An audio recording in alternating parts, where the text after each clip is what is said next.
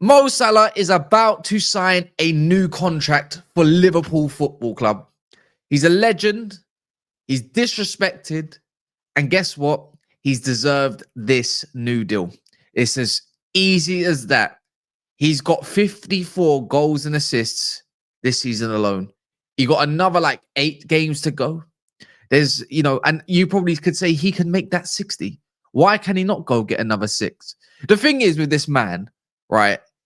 I don't understand why he gets put up with such bums, in comparisons all the time. Just because he doesn't aesthetically please the eye does not mean he's not a baller. He creates, he scores, and even when he's not playing well, he's clutch. So on that notice, you're going to be absolutely delighted if you're a Liverpool fan, and you're going to be absolutely not delighted if you're a rival fan. It's as simple as that. He's an absolute phenom in the Premier League, and he's going to go down as one of the greats. And whether you like it or not, he might go into some, Premier League all-time 11s. You can't deny the man's output. Over the years since he joined back in 2017, I believe it might have been, he's been there for quite a long time. And he's going to finish this, in the Premier League with 10 years on his name. He's scored absolute untold amount of goals. He's been included in some absolute belters of matches.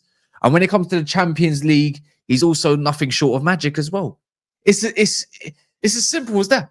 So for me, it's a well-deserved contract. And of course, you might have seen included in the news that Virgil van Dijk has also produced something positive. He's also said there's positive talks and it's going to continue, especially after all this, Trent Balava, he's not signing a new contract. There's going to be a farewell message at some point. That he's probably going to go to Real Madrid. And there was been a lot of talk that Mo Salah, and I was hoping as well that he was going to go off to Saudi. But I feel, and I don't know how you guys feel, that he's got so much more to give. How do you produce nearly 60 goals and assists potentially in one season alone and say, you know what, that's my bow out? You know what? I could understand if he gave at least 20 and said, you know what, I think my time is done here. I'm slowing down. I've got to think about my family. I've got to think about this. Got to be thinking about that.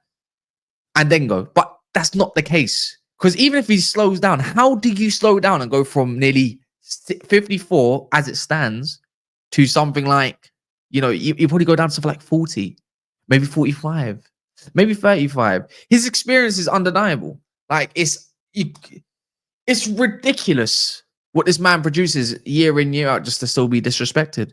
Now, I think it's favorable of what he got and the terms that he needed. Whether Liverpool fans or Liverpool feel like it's well-deserved or something they can offer, his experience alone is, is priceless. Same with Van Dijk. You need to keep this man on board. Where I still feel Liverpool need a bit of a rebuild and a bit of a reshuffle in the squad. You're going to have to find his long-term successor at some point. You need someone to be in the squad with him to take the reins.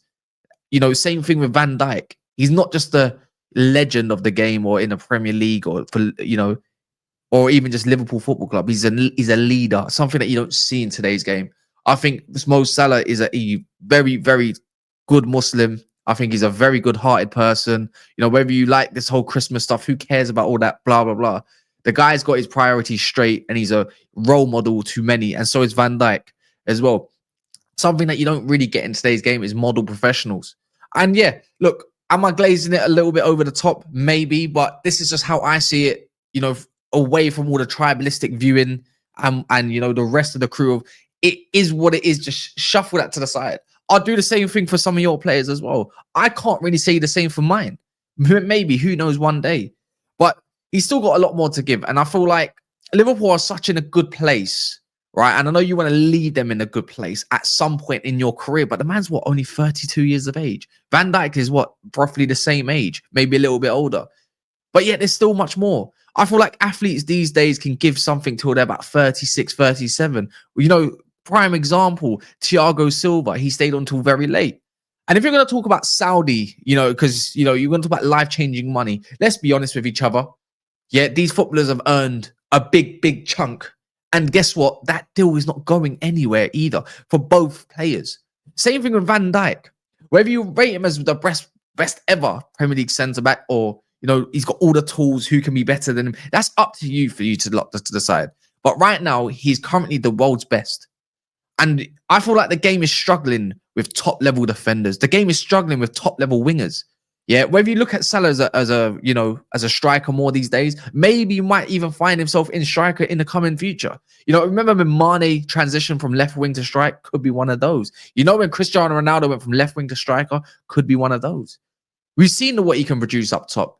He's one of the best finishers.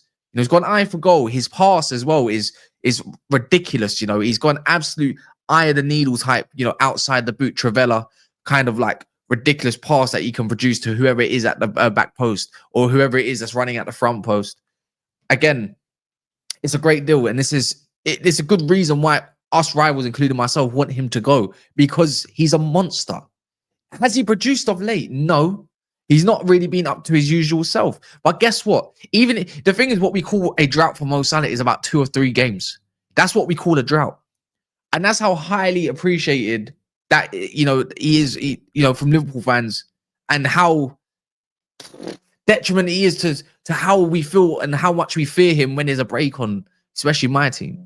So, yeah, I thought this is like 10 out of 10 news. And it's kind of... I'm thinking I'm trying to plan in my own mind how the next season will go. And Liverpool will spend. We talk about, cool, Trent's wages, how much he was earning. That will only just get, added onto Van Dijk and also Mo Salah's wage. So the whole thing about spending and whatnot, I'm pretty sure they'll make sales and because of last year, will continue to add into their squad and into their team. Because I feel like the team will only get even better.